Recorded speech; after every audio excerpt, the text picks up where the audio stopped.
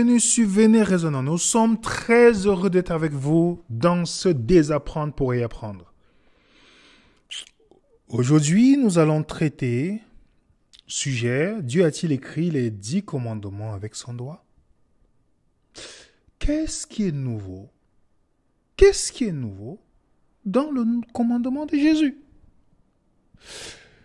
Je pense qu'après avoir regardé la vidéo qu'on a faite la semaine passée, ça suscitait des questions aussi. Et vous savez très bien qu'à Venez Raisonnant, nous sommes un groupe d'étudiants.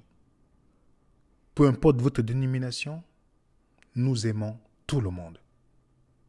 Même quand on n'est pas d'accord, nous n'avons pas besoin de manquer d'amour envers celui qui ne pense pas comme nous.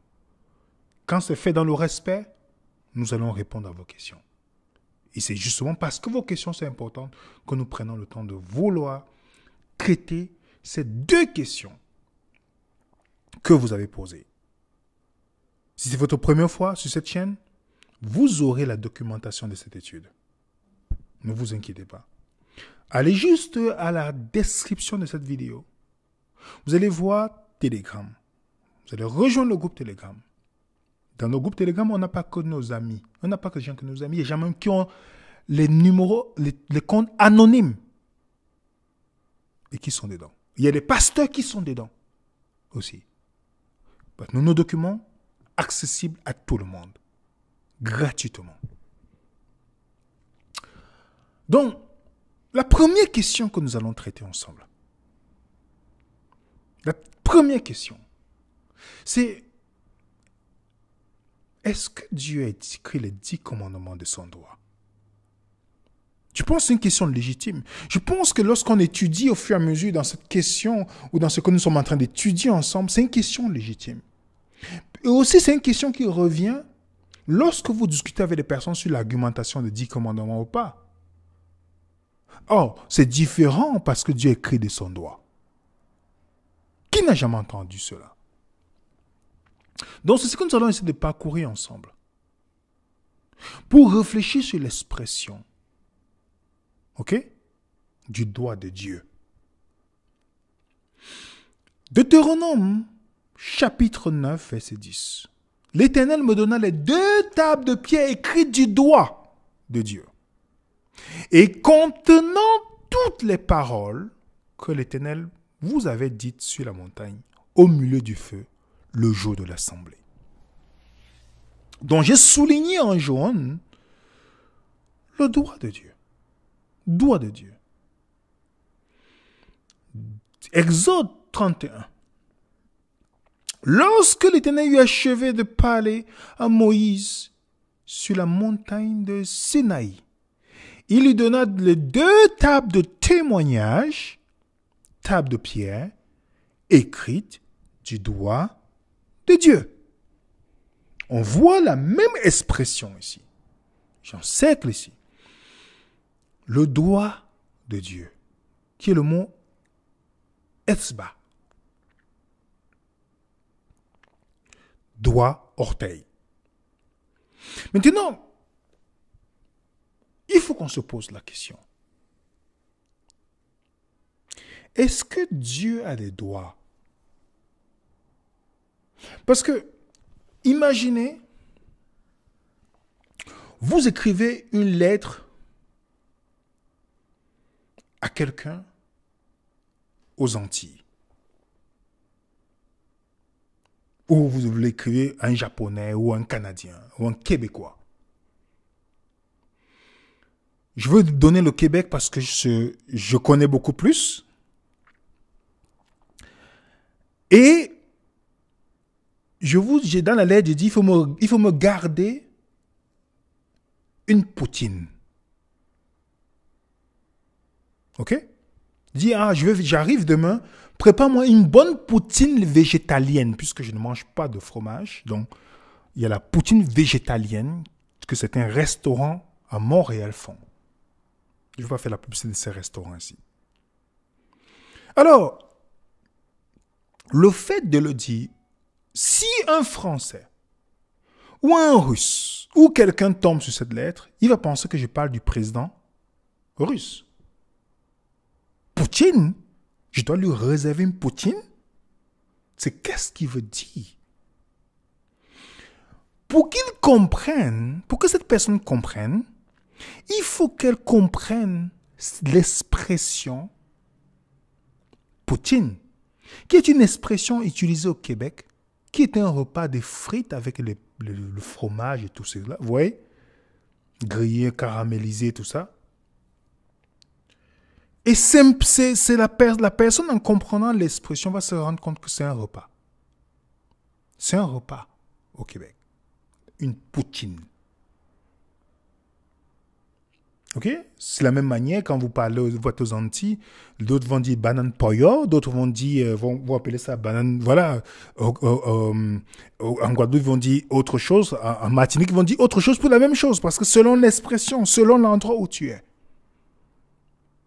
Donc, lorsque vous entendez l'expression doigt de Dieu, esba, quelqu'un qui va pousser dans sa réflexion doit d'abord se poser, est-ce que Dieu a des doigts? Voilà la première chose qui vient dans notre esprit. Dieu a-t-il des doigts? Quand Jésus dit, Jean 4, verset 24, Dieu est esprit. Il faut que ceux qui l'adorent en esprit en vérité. Dieu est esprit. Dieu n'est pas un humain. Quand on dit Jésus est l'homme, Dieu fait chair, on parle de l'incarnation ici. Là, on me dit oui, mais quand Moïse écrit là-bas, ce n'est pas l'incarnation ici. On n'est pas dans l'incarnation. Donc Dieu est esprit. Et dans Luc 24, regardez la réponse de Jésus à ses disciples. Voyez mes mains et mes pieds. C'est bien moi. Touchez-moi et voyez. Un esprit n'a ni chair ni os. Est-ce que vous comprenez, les amis? Donc celui qui est dans une bonne réflexion, vous qui réfléchissez, qui pousse un peu loin. Quand je fais cette étude avec les enfants, je dis, mais réfléchis sur le texte, tu me dis. L'enfant me dit, mais Dieu ne peut pas être, il n'a pas de doigts. Et tu as bien pensé. Vous voyez, l'enfant pousse dans sa réflexion, mais Dieu n'est pas comme nous. Il ne peut pas avoir les doigts. Ça veut dire sûrement autre chose. William dit, bien joué, mon enfant. Bien joué. Parce que ce que tu as compris là, c'est très, très intéressant. Quand on dit le doigt de Dieu, c'est vrai, Dieu n'a pas de doigt. L'expression doigt de Dieu, en français, on utilisera cette expression. Je vais vous expliquer tout à l'heure bibliquement. Je vous donne d'abord dans le dictionnaire. Il y a un mot qu'on attribue à Dieu. À plusieurs fois, vous allez voir dans la Bible. Il y a les expressions idiomatiques. Il y a beaucoup de choses que quand vous étudiez la Bible, vous devez tenir compte de ça. C'est pourquoi il y a des gens qui interprètent Dieu comme le Dieu sanguinaire, parce qu'ils ne tiennent pas compte de certaines interprétations, ou de certains contextes, ou de certaines expressions. L'expression que vous voyez sur votre écran, anthropomorphisme. Anthropomorphisme. C'est quoi? Voilà la définition. C'est une croyance, une doctrine attribuant à la divinité une nature semblable à celle de l'homme. Donc c'est une expression figurée dont l'Écriture fait usage pour exprimer les attributs de Dieu et nous fait comprendre ses rapports avec ses créatures. Donc quand on dit l'anthropomorphisme, c'est l'attribution de caractéristiques du comportement ou de la morphologie humaine à d'autres entités comme des dieux ou des animaux. Ok? Donc c'est une expression parce que Dieu n'a pas les doigts littéralement. Ok? Est-ce que c'est clair? Est-ce qu'on peut avancer, les amis? Si on peut avancer, vous mettez dans le chat. Donc, quand vous entendez souvent dire que oh, Dieu n'a pas les yeux plus, Dieu est triste, il avait ses yeux pleurent, ou dans l'Ancien Testament, voilà, Dieu dit, voilà, je vais mon doigt, voilà, ma main forte sera avec eux, ou ma main droite. Dieu n'a pas de main droite. Il n'a pas de main. Vous comprenez? C'est juste une expression des attributs et des caractéristiques du comportement ou de la morphologie humaine qu'on attribue à Dieu. Venons dans la Bible maintenant. Regardez ce que les magiciens égyptiens disent. Les magiciens disent à Pharaon, c'est le doigt, le mot Etzba, le doigt de Dieu. Le cœur de Pharaon s'endurcit, n'écouta point Moïse. Donc l'expression doigt de Dieu, ici, c'est simplement référence à l'autorité par laquelle. Vous voyez? Le magicien dit, c'est le doigt de Dieu. Il utilise la même expression. Les magiciens qui reconnaissaient à juste titre que les plaies qui s'étaient attribuées sur l'Égypte étaient le résultat du doigt de Dieu. Ils ne disaient pas que le doigt de Dieu était à l'origine des fléaux, mais que les fléaux se produisaient par l'autorité de Dieu. Donc il s'agit simplement d'un langage idiomatique hébraïque. Chaque pays a son langage idiomatique, ses expressions idiomatiques. Regardez par exemple Matthieu chapitre 12. Mais si ce n'est pas l'Esprit de Dieu que je chasse les démons, le royaume de Dieu est venu vers vous. Si vous faites la comparaison de textes dans l'Évangile, l'endroit, pour voir le même endroit où la même expression est utilisée, vous vous rappelez que Jésus a guéri quelqu'un. Les pharisiens sont venus pour interroger Jésus. Ils ont dit que ce que Jésus avait, c'est du diable. Ce n'est pas l'autorité du diable que Jésus l'a fait. Jésus dit non, ce n'est pas ça. Et regardez, Jésus dit, Matthieu dit l'Esprit de Dieu, tandis que Luc, la même histoire, dans le parallèle, il dit, Jésus a chassé un démon qui était muet. Lorsque le démon fut sorti, le muet parla, et la foule fut dans l'admiration. Mais quelques-uns disent, c'est pas Belzébuth, le prince des démons qu'il chasse. En d'autres termes, ce n'est pas son autorité qui chasse les démons. Mais Jésus dit, mais si ce n'est pas le doigt de Dieu que je chasse les démons, le royaume de Dieu est donc venu vers vous. Qu'est-ce que Jésus dit ici dans l'expression? Il dit, l'expression doigt de Dieu ici est utilisée pour symboliser la puissance de Dieu ou l'autorité de Dieu. C'était ça qui était communément utilisé dans ce temps. C'est une expression métaphorique pour faire référence au pouvoir de guérison. Dans ce contexte, dans quelle autorité? Est-ce que vous voyez ça, les amis? Donc, dans les deux récits, le sens est que Jésus accomplit les miracles par la puissance manifeste de Dieu. Donc, la même puissance qui a provoqué l'invasion des moucherons ou tout ça dans l'Égypte ou les tables de pierre. Donc, quand on voit le doigt de Dieu, est-ce que vous comprenez maintenant, c'est pour parler de son autorité. Je vous donne un exemple. Psaume chapitre 8. Quand je regarde tes cieux, l'ouvrage de tes doigts, la lune et les étoiles que tu as arrangées. Ici, ce n'est pas les doigts d'une manière littérale. Hein. Ici, le Psaume chapitre 8 parle de la création. Mais est-ce que quand vous avez lu Genèse chapitre 1, vous avez vu, on a parlé des doigts de Dieu? Ou quand vous lisez le Psaume 33, verset 6 à 9 qui dit, quand Dieu parle, la chose existe, est-ce que c'est le doigt? Non. L'expression doigt est utilisée pour symboliser la puissance de Dieu. Vous avez compris, les amis? Parce que quand on parle dans le Hébreu 1, qui étant le reflet de sa gloire, l'empreinte de sa personne et soutenant toute chose par la parole, par sa parole puissante. L'expression doigt de Dieu. Vous avez Réhoboam, j'ai toujours du mal à prononcer le nom de cette personne-ci, qui compare son pouvoir à celui de son père. Voilà ce qu'il dit. Voici ce que lui dit les jeunes gens qui avaient grandi avec lui. Tu parleras ainsi à ce peuple qui t'a tenu ce langage. Ton père a rendu notre joug pesant. Et toi, allège-le nous. Tu leur parleras ainsi. Mon petit doigt est plus gros que le rein de mon père. Vous voyez, il compare son pouvoir à celui de son père. Donc l'expression doigt, c'est l'autorité. Donc, est-ce que Jésus écrit du doigt?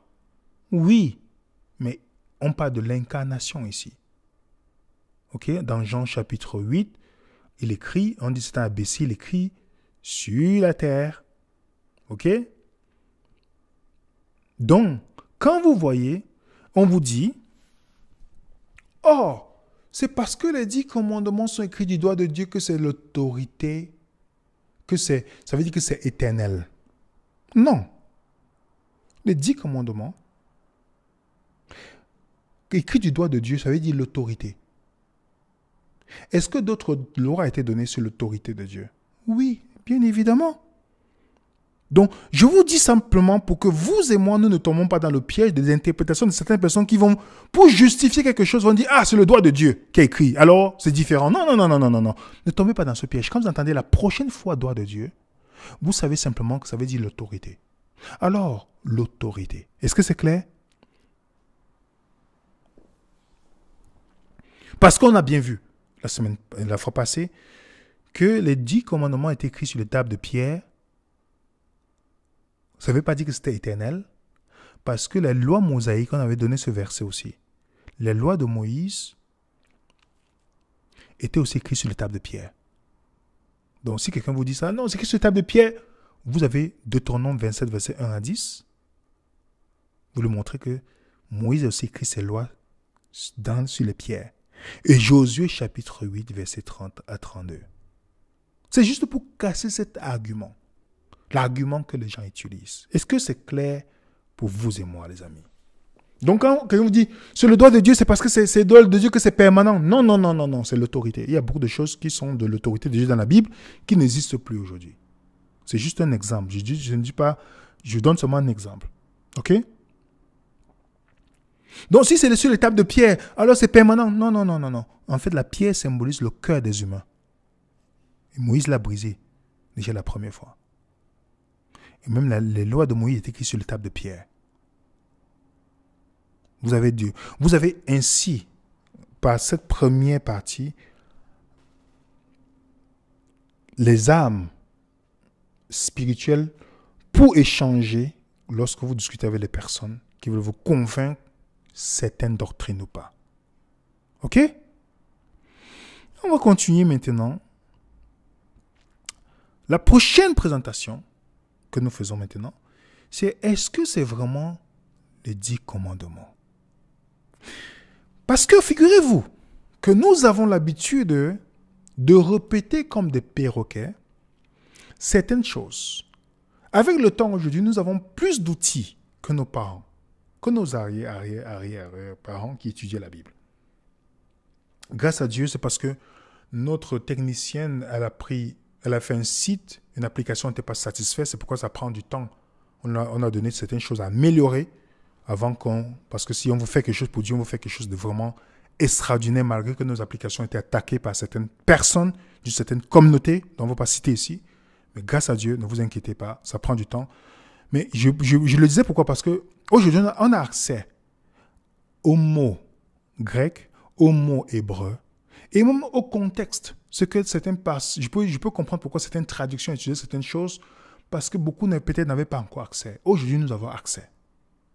Donc, quand vous entendez commandement, est-ce que vous savez que ce n'est pas commandement qui est dans la Bible?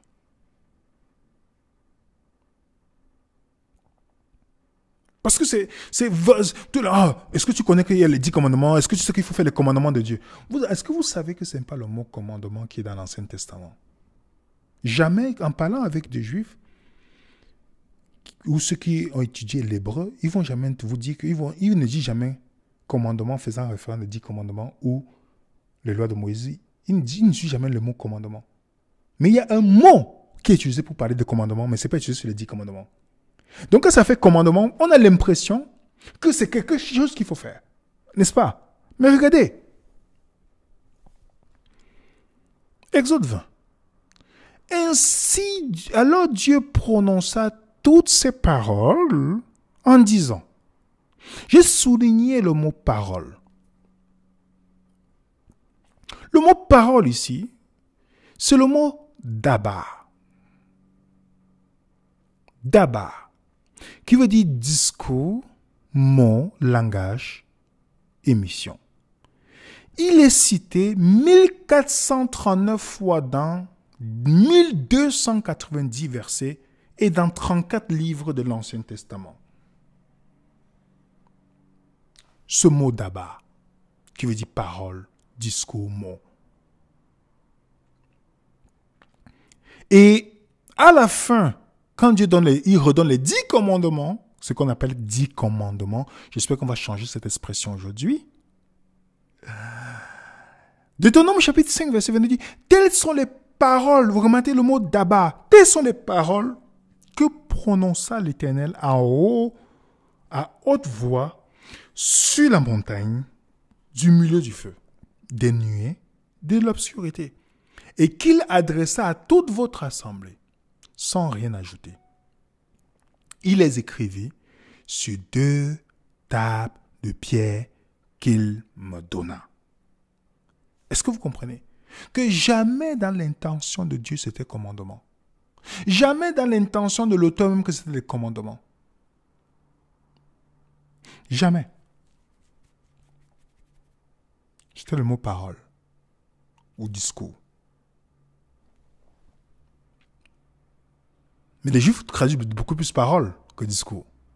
Deutéronome 10. L'Éternel écrivit sur les tables ce qui avait été écrit sur les premières, les 10 paroles qu'il vous avait dites sur la montagne du milieu du feu le jour de l'assemblée, l'Éternel me les donna.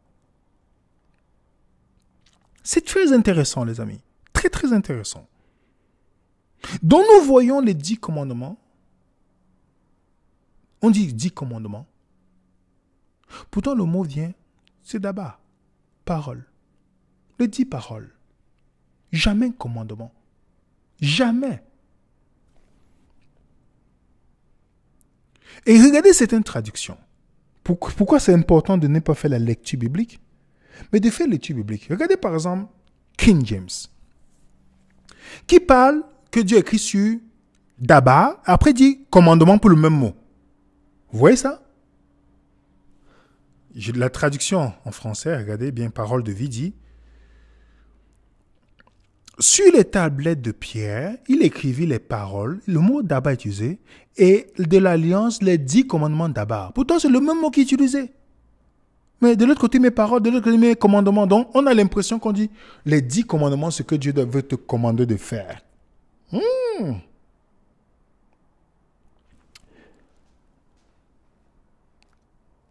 Les amis, il y a une chose que nous devons savoir. Le mot qui est utilisé pour faire référence au commandement dans la Bible, c'est le mot mitzvat. Jamais parole. Mitzvat signifie prescription. Il s'agit d'une occurrence particulière au judaïsme pour désigner soit une prescription, soit un commandement contenu dans la Torah, dans les 613 lois, incluant les 10 commandements dedans. C'est pourquoi les Juifs ne font pas la différence entre les lois de tel ou tel, parce que les deux étaient écrits sur les tables de pierre, ils disent seulement les lois. Voici ce mot. Vous pouvez vérifier. Il est cité, il est trouvé dans 176 versets. 176 versets. Et ça fait référence au commandement. C'est ça qui est beaucoup utilisé comme commandement. Quand vous entendez par exemple Genèse 26, verset 5. Parce qu'Abraham a obéi à ma voix et qu'il a observé mes ordres et mes mitzvot, commandement. Ce n'est pas le mot d'abord qui est utilisé à ce moment-là. Donc quand on parle de commandement, c'est mitzvah qui est utilisé. Mais lorsqu'on parle des 10 paroles de Dieu, ce n'est pas commandement qui est utilisé. Quand vous lisez Exode 15, verset 26, si tu écoutes attentivement la voix de l'Éternel ton Dieu, si tu fais ce qui est droit à ses yeux, si tu prêtes l'oreille à ses commandements, c'est le mot mitzvah qui est utilisé. Est-ce que vous voyez ça, les amis? Et même ce que Moïse a écrit, Deutéronome 1, verset 1, voici les paroles d'abord que Moïse adressa à tout Israël. Marquez bien les mots, paroles, Deutéronome 1, verset 1. Lorsque Moïse eut complètement achevé d'écrire dans un livre les paroles d'abord de cette loi. Toujours parole. Ok? Écoute, il dit, écoute bien mes paroles d'abord qui est utilisé. Est-ce que c'est clair pour tout le monde, les amis? On a commencé par définir c'est quoi le droit de Dieu. On a expliqué le droit de Dieu. L'autorité de Dieu. Et on vient d'expliquer est-ce que c'est vraiment les 10 commandements ou les paroles. Comme Moïse aussi donnait les paroles, Dieu a donné les paroles. Et je vous pousse à une réflexion. Pourquoi c'est utiliser les paroles lorsqu'on parlait de cette loi? Et qui est la parole? Et pourquoi il y a une parole qui vient?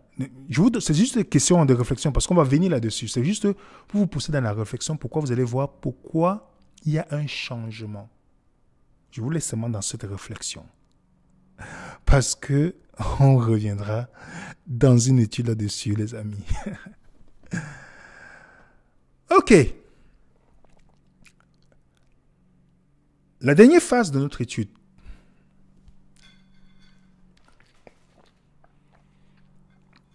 Qu'est-ce qui est de nouveau dans le commandement de Jésus? Je remercie toutes les personnes qui nous envoient des messages pour nous faire des corrections des erreurs de grammaire ou d'orthographe que nous faisons. Nous vous remercions parce que ça nous aide. Merci beaucoup. Donc, qu'est-ce qui est nouveau dans le commandement de Jésus? Qu'est-ce qui est nouveau? Et je pense que j'ai une question qui est venue dans la dernière présentation. Il y a quelqu'un qui a posté ça. Je ne connais pas la personne. Elle a mis Lévitique 19, verset 18. Tu aimeras ton prochain comme toi-même. Jésus n'a en rien modifié les Écritures, mais il est venu nous rappeler la loi. Déjà, vous vous trompez. Si vous avez étudié la Bible, surtout Matthieu chapitre 5, 6, 7, vous avez entendu dire, mais moi je vous dis, il a modifié les choses. Oui. Si vous avez étudié la Bible, vous n'aurez jamais prononcé cette phrase parlant de Jésus. Jésus, le meilleur des grands réformateurs qui existent, il a réformé tout. Tout ce qui était dans la plupart des choses dans l'Ancien Testament. Et c'est bien que vous citez Matthieu 19, verset 18, parce que ça peut être légitime en citant cela comme justifiant. Le fait que tu aimeras ton prochain comme toi-même. Ce n'est rien de nouveau. Ah bon? Le problème, ce que nous avons en général, c'est que nous n'écoutons pas une présentation pour comprendre.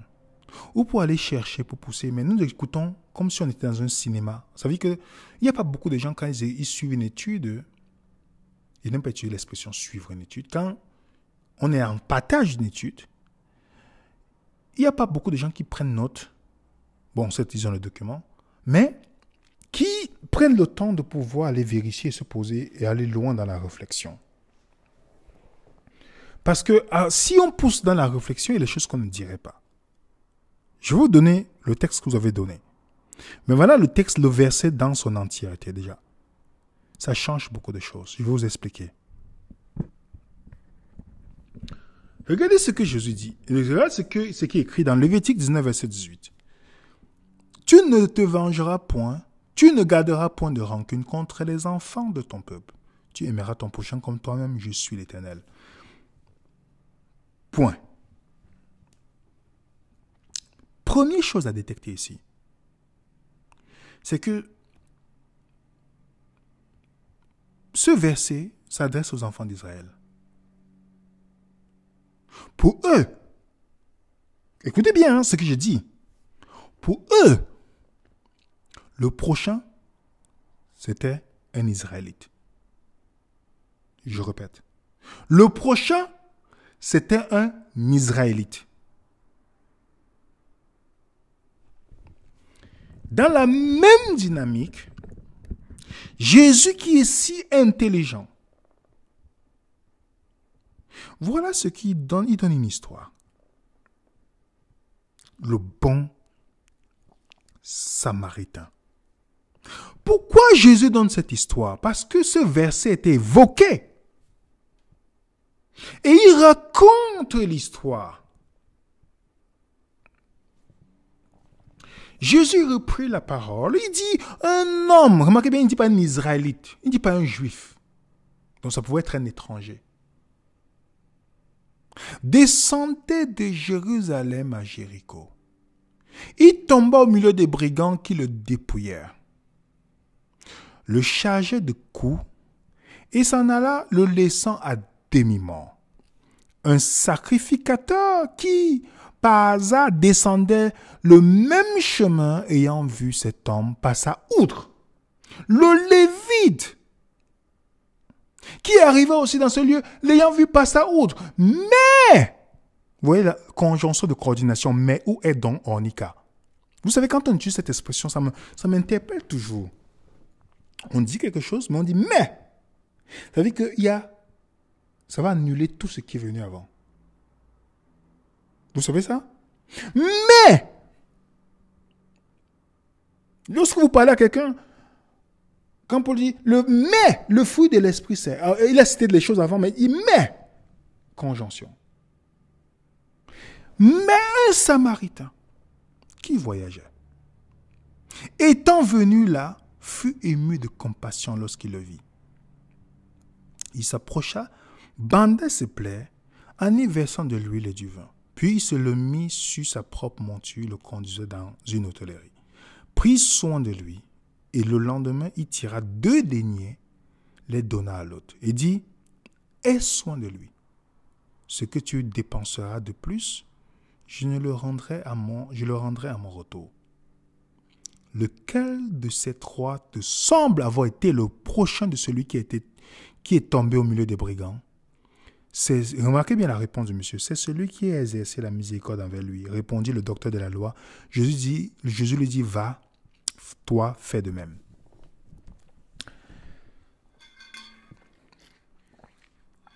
Le sacrificateur. Tous les sacrificateurs tous les sacrificateurs sont lévites, mais tous les lévites ne sont pas sacrificateurs. Donc Jésus ne choisit pas au hasard ces 2 personnages. C'est des gens consacrés. Et c'est des gens qui connaissent la loi. C'est des gens qui connaissent la loi, mais qui sont tellement absorbés à faire quelque chose pour aller servir Dieu, qu'ils oublient les choses les plus importantes. Ils voient quelqu'un qui est en agonie. Et ils passent. Ça vous est jamais arrivé de voir des gens qui, tellement fascinés par leurs cérémonies religieuses dans leur bâtiment, sont pressés à mettre leur cravate et veste sortant de chez eux, même si leur épouse leur dit, écoute, aujourd'hui, j'aimerais qu'on passe le temps en famille. Parce que il faut qu'on passe le temps en famille. Je suis un peu fatigué. Est-ce qu'on peut aller peut-être à la rivière ou une randonnée pour aller manger, passer un temps de repos dans une randonnée. Ou peut-être le voisin qui a dit qu'il était malade et hospitalisé, ils vont se presser pour aller, au lieu d'aller aider le voisin. Ça vous est jamais arrivé? Ça ne vous n'avez pas encore vu? Moi, j'en ai vu. Et Jésus donne cet exemple. Ce n'est pas un hasard. Le juif, le docteur de la loi, qui voulait montrer que le plus grand des commandements, tu aimes ton Dieu de tout ton cœur, de ton âme, aime ton prochain comme toi-même. Il ne s'imaginait pas que son prochain pouvait être samaritain. C'est pourquoi il n'a même pas eu la force de prononcer son nom. Donc Jésus donne un exemple pour déconstruire la pensée. Parce que pour eux, le prochain, comme beaucoup de religieux, le prochain, c'est ceux qui pensent comme eux. Moi, j'en connais beaucoup. Lorsque tu ne penses plus comme eux, tu deviens le diable. Tu deviens la personne à détester. On ne te parle même plus, pourtant ils espèrent. Quand ils pêchent, ils demandent pardon à Dieu, ils demandent la miséricorde divine. Seigneur, pardonne-moi, tu sais. Seigneur, je t'en prie, mais je dis que tu as détesté quelqu'un qui ne pense pas comme toi. Il n'arrivait même pas à dire c'est le Samaritain. Vous vous rendez compte? Lui. C'est celui qui a exercé la miséricorde. Donc Jésus, après avoir dit, tu aimeras ton prochain comme toi-même, il n'imaginait pas, Jésus donne un exemple parfait pour déconstruire que le prochain peut être samaritain. C'est le samaritain qui exerçait ce que Dieu veut, tandis que les autres étaient pressés à faire leur rituel. Vous avez tous les commandements. Tout. Le samaritain, il a même le vin sur lui. Vous n'avez pas remarqué, il avait le vin sur lui. Il avait le vin. Il a mis le vin sur la personne. Mais c'est celui qui exerçait, qui a fait ce que Dieu demandait. Donc quand vous lisez, ce n'est pas un hasard que Jésus, Luc précise, Jésus a changé quelque chose. Il a changé quelque chose. C'est pourquoi, dans le texte hébreu, Jean 13, 34 à 35, je vous donne un antolé, commandement, nouveau. Je vous donne un commandement, il ne dit pas loi, nomos. Nomos, c'est loi. Mais il dit un commandement. Ça change. Il ne dit pas je vous donne une parole. Il ne dit pas je vous donne un conseil. Il utilise le mot antolé. Je vous donne un nouveau. J'ai ce que le mot nouveau. Je vous donne un commandement nouveau. Je ne sais pas si vous voyez ce que je suis en train de voir dans ce verset. Aimez-vous les uns les autres comme je vous ai aimé. Ça change tout. Avant, c'est aime ton prochain comme toi-même. En fait, c'était toi qui étais la mesure de ton amour envers l'autre. Mais Jésus dit ici, il devient ainsi la mesure de comparaison comment tu aimes les autres. Comme Jésus. Donc le commandement nouveau, pour ceux qui ont lu, pensant que Jésus n'a dit, il n'y a rien de nouveau, ça change tout. Avant, c'était toi ou moi qui était la mesure de comparaison. J'aime mon prochain comme toi-même. Vous savez que les gens vous aiment à mesure qui s'aiment. Il y a des gens qui ne s'aiment pas. Regardez comment ils font. Il y a un prédicateur, il ne s'aime pas. Il appelait les gens pour dire pourquoi vous invitez William. Je sais qu'il ne s'aime pas. Il souffre. Il souffre de complexes de son physique. Je le savais. C'est pourquoi moi je n'ai jamais tenu rigueur. Je sais que quand les gens sont mal en eux-mêmes, ils sont méchants envers les autres. Ils souffrent. Moi, quelqu'un voit quelqu'un méchant, je vois quelqu'un qui souffre. Il n'arrive pas à s'accepter lui-même. Donc, c'est pourquoi, s'il ne s'accepte pas lui-même, comment il va m'accepter? Quand quelqu'un vous traite avec manque de respect, ou quelqu'un vous fait du mal en pensant vous humilier, c'est parce que la personne est d'abord humiliée elle-même. Les gens vous ramènent, vous rabaissez à leur niveau. Et c'est pourquoi Jésus amène une touche différente. Le nouveau kénos, nouveau, neuf. Mais Jésus ne dit pas ces paroles ici. Il parle de commandement. Commandement. Ce n'est plus aime ton prochain comme toi-même qui était ton standard. Non. La norme de qualité était comme vous-même, n'est-ce pas? Maintenant, avec Jésus, non. Aime ton prochain Aimez-vous les comme je vous ai aimé. Comme je vous ai aimé. Ça veut dire que ce n'est plus la loi qui te permettait de voir si tu... La loi écrite, la lettre. Ce n'était plus la loi qui te permettait de voir. Tout le monde pouvait dire, mais... Et comme parfois les gens discutent pour dire, mais les 10 commandements, ça va être valable dans le ciel, toutes ces choses. Excusez-moi l'expression. Il faut avoir un QI qui est égal à l'huître pour pouvoir penser comme ça. Comment tu peux dire que les 10 commandements, c'est la norme universelle? Même Israël aujourd'hui a d'autres lois que les 10 commandements ne répondent pas. Dans le ciel, les anges font commettre l'adultère? Non. Mais ils vont s'aimer comme le Christ. Si c'est les 10 commandements étaient la norme importante, les écoles où on vous met les 10 commandements, vous avez mis les 10 commandements sur votre tête, sur votre frigo. Ça vous empêche de mentir, ça vous empêche de haïr votre frère. C'est écrit où quand Paul dit, celui qui commet la sorcellerie, les inimitiés et toutes ces choses-là, ils n'entreront pas dans le royaume des cieux. Est-ce qu'il y a les 10 commandements dedans? Montrez-moi ce qui est dans les 10 commandements. Je pensais que c'est universel. Ce n'est pas universel, les amis. Je vais revenir sur une étude là, exceptionnellement, vous allez voir. Donc même si vous le faites tout cela, Jésus vous donne un nouveau commandement.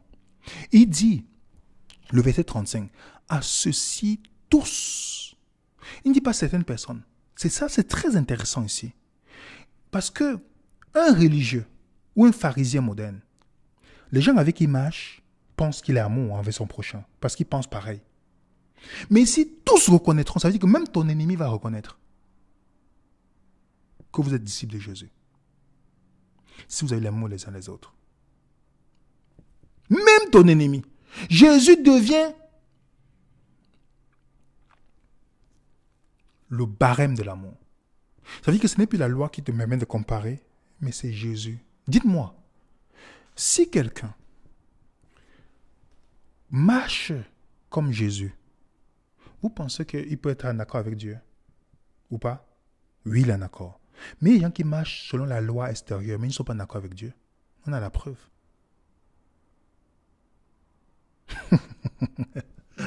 Et regardez ce que Jésus dit. Oh, Jésus, vraiment, il est très, je ne sais pas comment les gens peuvent croire, je sais pas comment les gens peuvent croire autre chose. Regardez ce que je dis. Il répète. C'est ici mon commandement. Il ne dit pas c'est ici le commandement. Mon. Aimez-vous les uns les autres comme je vous ai aimé.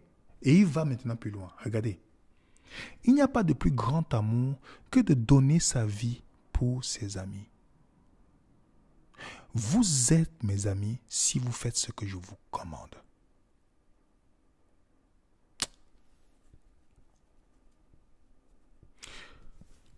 Les amis, c'est impressionnant. Ça veut dire que vous pouvez avoir tous vos commandements, qui peuvent être de bonnes choses. Hein. Pour tes rien, toi là, si vous voulez respecter certaines choses, ok. Mais si vous n'avez pas le commandement de Jésus, et je vous pose une question, c'est une question simple, vous pouvez me répondre dans le chat ou dans le commentaire. Montrez-moi une dénomination, une seule. J'ai parcouru catholique parce que j'ai un ami qui voulait être prêtre catholique, je voulais aller pour comprendre et finalement, heureusement, il n'a pas suivi, il n'est pas devenu prêtre. Je suis allé chez les évangéliques, pentecôtistes, adventistes, tout ça, toutes les dénominations, la plupart des dénominations. Montrez-moi une dénomination qui a fait une doctrine sur ce commandement. Pourtant, Jésus l'a dit. Si Jésus est le centre de votre dénomination, vous avez ça? Montrez-moi une dénomination où vous avez vu dans la manifestation les membres, que vous pouvez dire, cette dénomination-là, les gens ont l'amour. Quand quelqu'un a péché, on pleure, on souffre. Quand quelqu'un fait ceci, montrez-moi une seule. Montrez-moi une seule. Si vous me montrez une seule dénomination, que vous partez partout, c'est unanime, comme je l'ai dit, tous connaîtront que vous êtes mes disciples. Moi, demain, j'adhère à votre dénomination. Je me convertis dans votre dénomination.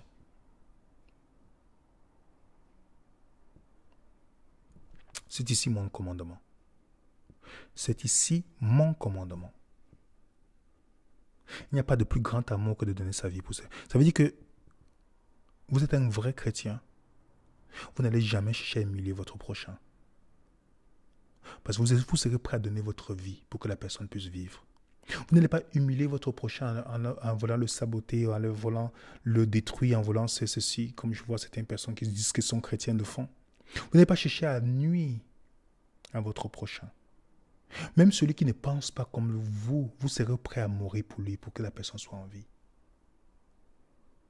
Quand vous voyez les chrétiens que vous voyez là, je pense à certaines personnes que parce que je ne pense plus comme elles, ont décidé de ne plus me parler, toutes ces choses. Moi, ils me font pitié. J'ai beaucoup plus pitié parce que je me dis, c'est pas Christ que tu vas partir rencontrer. Parce que si tu as l'attitude de Christ, pourquoi tu ne parles pas à quelqu'un qui ne pense pas comme toi?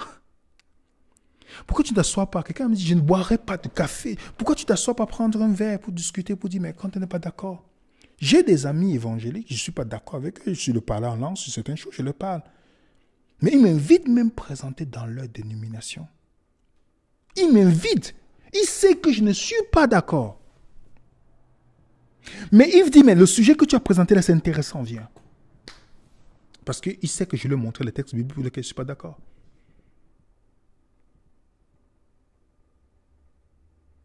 Voilà. Mais ceux qui vont vous dire qu'ils ont tous les commandements. Oh, j'ai fait tout. Mais comme Jésus n'est pas le centre de leur vie, c'est les commandements qui sont le centre de leur vie, il manque cette chose-là. Il manque. Il manque d'aimer comme Jésus. Ça veut dire, pourquoi est-ce que la Bible dit toujours, soyez bons les uns les autres, compatissez, vous pardonnant réciproquement comme Christ vous a pardonné. Comment Christ te pardonne, toi qui as péché? Toi qui m'écoutes, quand tu as péché, tu demandes pardon à Dieu. Tu aimerais que Dieu fasse quoi? Que la prochaine fois que tu viens devant lui, il fasse quoi? Qu'il te regarde comme si tu n'avais jamais péché, non? Mais pourquoi tu fais la même chose? J'ai un frère qui me disait l'autre jour, les États-Unis, il avait fait la prison, il était dans le gang de rue, tout ça. Et puis, il a commis par erreur, il a raconté le témoignage dans sa dénomination. Il a raconté ce qu'il avait fait, tout et tout. C'est ce que les gens utilisaient contre lui. Maintenant, on parlait, tu vois, lui, c'est un ancien, il avait participé dans les gangs de rue, la drogue, toutes ces choses. Voilà comment on le regardait. Ça veut dire que l'État de Boston, où il était arrêté, a effacé sa dette qu'il avait à la société, ne se rappelle plus. Mais c'est les gens de sa dénomination qui lui rappelaient tout le temps ses fautes. Mais ces mêmes personnes qui n'aient pas devant Dieu, oh oui, Dieu doit me pardonner, j'étais mes péchés au fond de la mer. Non. Dieu va te traiter comme tu traites les autres. Comme Jésus. Il dit, supportez-vous les uns les autres. Si l'un a sujet de se plaindre de l'autre, pardonnez-vous réciproquement. De même que Christ vous a pardonné, pardonnez-vous aussi. Remarquez bien, Jésus devient la mesure. Il ne parle pas de la loi. Déjà, la loi n'est pas le reflet du caractère de Dieu. Ça, c'est faux. On a démontré ça. Celui qui vous le dit, sache qu'il vous endoctrine. C'est faux. Bibliquement, c'est faux. Mais remarquez bien, tu t'as pardonné comme qui? Comme Jésus. Remarquez bien, c'est tout comme... Comment Jésus pardonne? Est-ce que c'est comme ça que toi, tu as pardonné? Et je veux donner une question de réflexion. Une question, c'est juste une réflexion. Réfléchissez avec moi, vous me dites. Tu aimeras l'Éternel de tout ton cœur, de toute ton âme, de toutes tes pensées. On est d'accord? Alors dites-moi, avez-vous vu une personne croyante? Ceux qui tuent au nom de Dieu, qui tuent aussi spirituellement leur prochain, qui calomnient, qui font toutes sortes de choses contre leur prochain, qui le parlent comme des animaux. Est-ce que vous avez vu ces personnes vous dire qu'elles n'aiment pas Dieu? Demandez à un djihadiste, demandez à un chrétien qui vous sabote. Il y a quelqu'un qui parle tout le temps de la santé. Ah, je vais aller faire... Il travaille avec nous. Et quand j'étais surpris qu'il ait passé le temps à nous saboter, je me suis dit, mais quelqu'un qui parle de la santé, moi, si j'ai son âge, je vais avoir une attitude différente vis-à-vis si j'ai compris l'amour de Christ. C'est là que j'ai compris que c'est quelqu'un qui souffre. Il souffre de reconnaissance. Il souffre de beaucoup de choses, sûrement de son enfance. Ça me fait plus avoir pitié de la personne.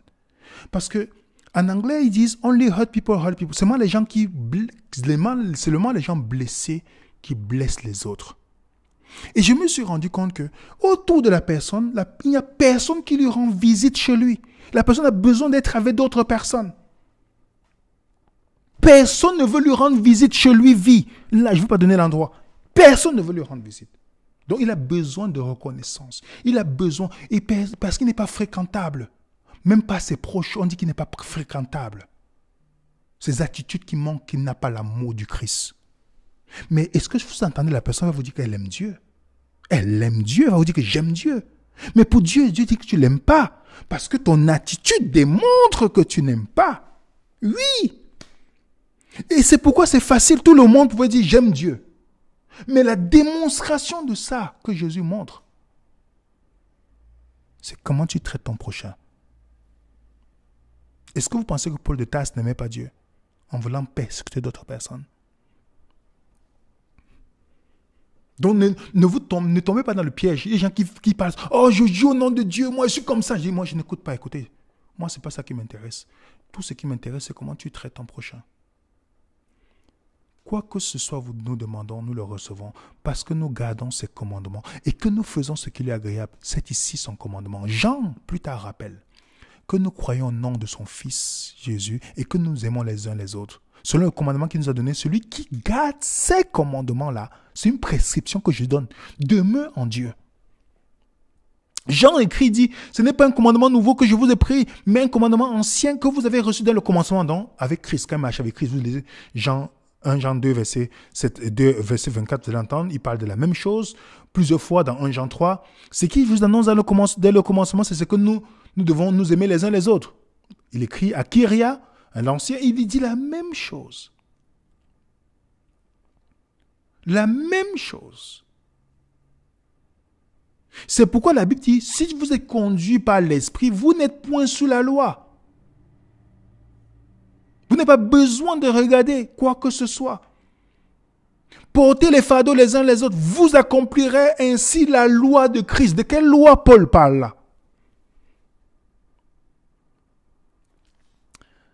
Ah Seigneur, est-ce que vous comprenez les amis?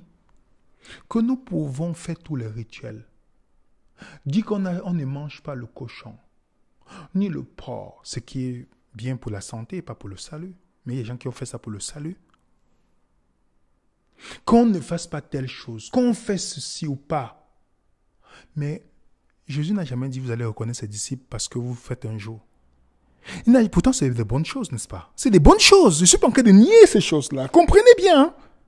Mais est-ce que devant Jésus, ça compte? Zéro. Ce n'est pas des moyens salutaires. Regardez ce que quelqu'un nous écrit dans un commentaire.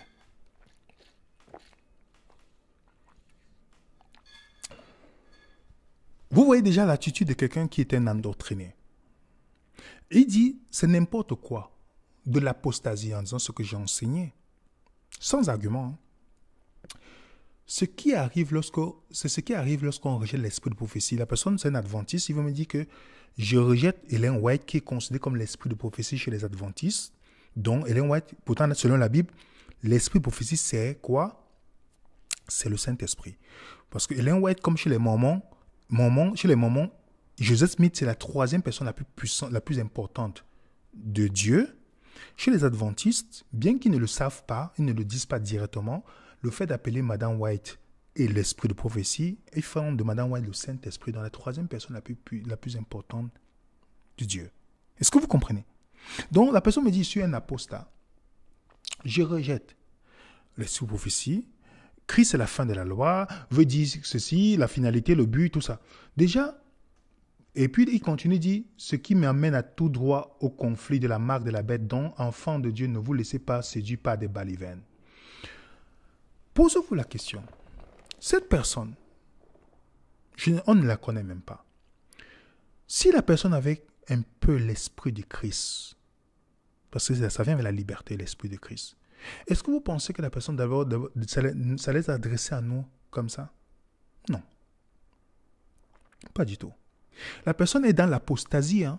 Si on veut ériger une statue pour voir la comparaison de l'apostasie, la personne fait des croix déjà à une dame qui écrit des inepties au sujet de Jésus, en disant que Jésus a reçu son autorité de Dieu. Le Jésus présenté par Madame White n'est pas le Jésus de la Bible. Ça, c'est un fait. Même beaucoup de pasteurs adventistes le reconnaissent. Ils le reconnaissent, c'est un fait. Mais comme lui, il n'étudie pas la Bible, il ne fait que c'est un perroquet qui répète seulement ce qu'il lui a dit. Il n'a même pas étudié les textes qu'on a donnés. Il parle de la marque de la bête. Il dit que dans les écoles américaines, on a mis les 10 commandements dans les établissements. Donc, parce que dans la sphère adventiste, tout est tourné sur les 10 commandements. Ils seront persécutés parce qu'ils gardent les 10 commandements. Mais Jésus n'a jamais dit ça. Les disciples de Jésus, c'est parce qu'ils auront autre chose. Vous comprenez? Je ne dis pas que je ne suis pas dans la négation de quoi que ce soit, mais vous comprenez que malgré le fait que lui croit à ça, ça ne lui a pas donné la possibilité de s'adresser avec nous comme si on était des pécheurs. Comme si c'est Jésus qui était le mot de sa comparaison. Comme Jésus a dit, aimez comme je vous aimais. Vous pensez qu'il ne serait pas venu nous envoyer un email avec respect pour dire, je ne suis pas d'accord avec ce que vous dites. Est-ce que je peux discuter avec le frère qui a fait la vidéo au téléphone pour lui montrer que, ou peut-être lui envoyer le mail avec les textes bibliques que nous sommes dans l'erreur, en disant, oui, j'aimerais vous gagner comme Jésus l'a fait. La Bible nous dit, quand nous étions ennemis de Dieu, il est mort pour nous. Vous voyez l'attitude? Rien que ces attitudes de ces pharisiens modernes, ça ne me pousse jamais à me poser la question de quoi que ce soit. Je sais déjà qu'ils sont dans le faux. Je n'ai pas besoin de ta doctrine dont tu dis qu'elle est sainte, qui est basée sur la vision d'une dame qui ne tient sur rien. Cette dame qui enseigne que le sceau de Dieu sur le sabbat, bibliquement, c'est faux. Elle dit que le sabbat est éternel, si même dans le ciel, il y aura le sabbat. Ce qui est faux, bibliquement, on a tout démontré ça. Qu'elle a même volé les écrits des personnes. Il croit à cette dame que Jésus n'est pas important dans la vision de ces personnes. Il n'est qu'un ajout. Donc, quand vous montrez quelque chose à une personne comme ça, il va vous dire, mais Madame White a dit quoi? Jésus dit qu'il n'y a plus la dîme, mais Madame White a dit. Jésus dit qu'il n'y a pas, mais Jésus dit que le sceau de Dieu, c'est telle chose, mais Madame White a dit autre chose. C'est Madame White qui a l'autorité, ce n'est pas Jésus. Donc, c'est normal, il n'est que disciple de Madame White. Et qu'est-ce que Madame White faisait à ceux qui ne pensaient pas comme elle? Vous savez, pour ceux qui ont lu les écrits, elle maltraitait d'abord toutes les personnes qui ne pensaient pas comme elle dans les lettres, en les humiliant en public. Quand vous lisez la plupart des lettres, elle raconte la vie privée des gens en public en les humiliant. Toutes les personnes comme Kanye White, tous ces gens qui s'opposaient à elle, il fallait voir comment elle les traitait. De tous les noms d'oiseaux. Donc, je n'ai pas besoin de suivre un exemple comme ça. J'ai besoin de suivre Jésus-Christ. Que même Judas, il a manifesté l'amour sans jamais exposer Judas. Donc, il pense qu'en venant faire ce commentaire, que ça va nous pousser à nous poser la question. Même quand on veut gagner un pécheur, même Dieu a posé la question. Regardez ce que Dieu a fait à Adam. Où es-tu? Même quand Caïn a tué son frère, il a dit, où est ton frère? Il a posé des questions. Mais là, il vient nous traiter de tous les noms. Et je vous épargne. Il y a un autre qui est venu nous dire, allez vous faire foutre. Je vous épargne les emails. Et tous ont un même dénominateur commun. Je ne dis pas tous. Je connais des gens nobles dans cette dénomination que même quand je ne suis pas d'accord avec eux, ils me contactent, on échange paisiblement, dans l'amour les uns les autres. Mais il y a une grande majorité que ne commettez pas l'erreur, que ne pensez pas que les gens vous aiment. Ils vous aiment au moment où vous pensez pareil. Ils ne vous parleront plus jamais parce que vous pensez. Et il y a un qui travaille avec nous. Il savait qu'il devait partir. Il a envoyé un mail pour demander mes documents. Mais comme il n'est pas vrai, parce que je sais que toutes les études qu'il fait, il ne tient sur rien. Il a envoyé les messages à des personnes. Et les gens, les gens m'ont envoyé ces messages, ces captures d'écran dans les groupes, comment il a envoyé des trucs en disant que nous sommes hérétiques, nous sommes ceci, toutes ces choses. Il travaillait avec nous, il faisait les vidéos. Je ne veux pas citer son nom. Et nous lui avons envoyé un mail, puisqu'il n'a pas eu le courage de venir nous gagner comme Jésus, parce que je sais que ce n'est pas Jésus qui est son modèle, c'est Madame White qui est son modèle. Et il est dans la loi tout le temps. Mais en fait, il n'a pas le commandement de Jésus. Je peux comprendre. Alors nous lui avons envoyé pour lui montrer qu'on n'est pas dans la même dynamique. On a dit, bon, si nous sommes dans l'erreur, Jésus a laissé la terre qui était le ciel. Il est venu sauver les pécheurs. Si nous sommes pécheurs et que tu es comme le Christ, accepte de venir nous reprendre en public. On te donne la possibilité. Dans l'échange, tu exposes. Si on a tort, on va se... Et je sais qu'il ne peut pas tenir 5 secondes de débat parce que je connais comment il fait les études. Il ne tient pas 5 secondes. Et il n'a pas répondu. Parce que nous savons qu'il n'allait pas répondre. Mais on a voulu le mettre face à ses responsabilités. On lui a dit, voilà ce que tu as dit, ce nom. Mais vous pensez que quand ces personnes agissent comme ça, ils pensent que ça va nous pousser à réfléchir. Les gens pensent que parce qu'ils vont vous détester, ils vont dire aux gens de vous détester. Ils vont dire aux gens de nous pour parler. Ils vont pousser les gens à vous haïr. Ils pensent que ça vous poussera à changer. En tout cas, moi je parle en mon nom, pas au nom de tout le groupe. En tout cas, avec moi, ils perdent autant. Je suis sensible à écouter quelqu'un qui vient m'approcher avec amour. Même si tu es qui, peu importe ce que tu... Si tu me parles, je suis prêt à t'écouter. Mais si tu as déjà cette disposition, le fait que je sache déjà que tu as déjà parlé de moi mal envers des personnes, et tu ne vas venir me parler en personne, et tu as commencé à l'autre, tu dois d'abord aller retirer ce que tu as dit. C'est ce que l'abbé dit. Donc, comme ils n'ont pas d'argument, il vient pondre sa colère sur nous autres. Il oublie que la loi a été donnée par Moïse. La grâce et la vérité sont venues par Jésus. La grâce et la vérité. Et Jésus, pour nous, est au-delà de tout. Jésus est pour nous notre seul guide, notre seul modèle. On est des personnes imparfaites. Aujourd'hui, je comprends beaucoup de choses parce que je dois me comparer à Jésus. C'est pourquoi Paul dit, nous tous qui avons le visage découvert. Il dit quand le cœur se convertit à Christ dans 2 Corinthiens 3, et puis il dit, nous tous qui avons le visage découvert, nous contemplons comme dans un miroir. Et nous sommes transformés de la même image de gloire en gloire. Quand on se compare à Jésus, on est transformé de la même... Il fait le contraste avec la loi. Hein. Lisez tout 2 Corinthiens chapitre 3. Donc Jésus devient la mesure. Et il n'y a personne qui marche en voulant ressembler à Jésus, à être son disciple, qui ne sera pas favorable aux yeux de Dieu. Il n'y a personne. Dis-moi quelqu'un qui dit qu'il veut faire vivre comme Jésus. Dites-moi. Qui d'aimer son ennemi. Dites-moi d'aller vers les pécheurs. Dites-moi si quelqu'un le fait.